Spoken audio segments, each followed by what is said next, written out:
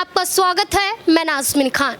भारतीय कुश्ती महासंघ के पूर्व अध्यक्ष बृजभूषण शरण सिंह यहाँ पर अपने बयानों की वजह से विवाद में घिर जाते हैं। एक बयान उन्होंने अपनी ही पार्टी को घेरते हुए कहा और ये कहते हुए नजर आए, मैं बुलडोज़र वाली राजनीति से परेशान हूँ, मुझे पसंद नहीं आती बुलडोज़र की राजनीति। ये बयान तब दिया गया जब देवरिया कांड को लेकर ये कहा गया कि मृतकों के घर पर और जो आरोपी हैं उनके घर पर बुलडोज़र चलाया जाएगा। इसको लेकर योगी आदित्यनाथ सरकार पर ही हमलावर बृजभूषण शरण सिंह नजर आए।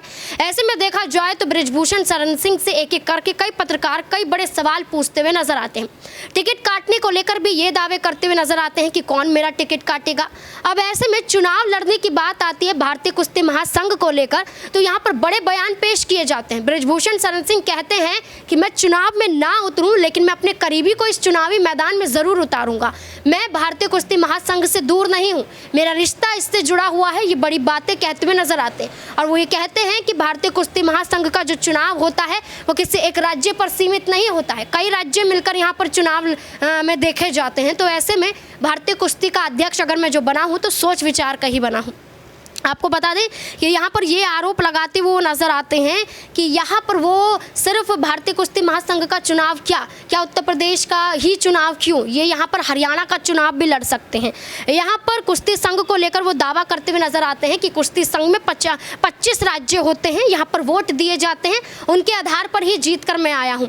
हरियाणा के दीपेंद्र हुड्डा यहाँ पर चुनाव लड़े तो 2-3-4 वोट ही हासिल कर पाए, वो जीत ना सके, लेकिन वो उन्हें चुनौती देते हुए नजर आते हैं कि हरियाणा में अगर वो उतरते हैं चुनावी मैदान में तो वो बखूबी चुनाव जीतते हुए नजर आएंगे। ये चैलेंज यहाँ पर केंद्र सरकार की तरफ से यहाँ पर दीपेंद्र हुड्डा को देते हुए बृजभूषण शरण सिंह नजर आ रहे हैं।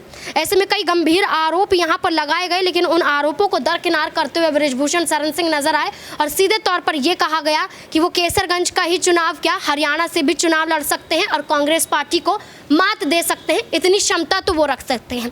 जिस तरीके से बृजभूषण शरण सिंह ये बयान दे रहे हैं, क्या वाकई यहाँ पर आपको लगता है कि अगर हरियाणा में चुनावी मैदान में उतरेंगे तो क्या वो चुनाव जीत पा सकते हैं? क्या दीपेंद्र हुड्डा पर जो आरोप लगा रहे हैं कि महिला पहलवान खिलाड़ियों का सहयोग वो दे रहे हैं, जानबूझकर कांग्रेस पार्टी करा रही है यहाँ पर सिर्फ और सिर्फ उन्हें फंसाने के लिए, क्या वाकई ये सच नजर आता है? क्या लगता है आपको? कमेंट सेक्शन में ज़रूर बताएं।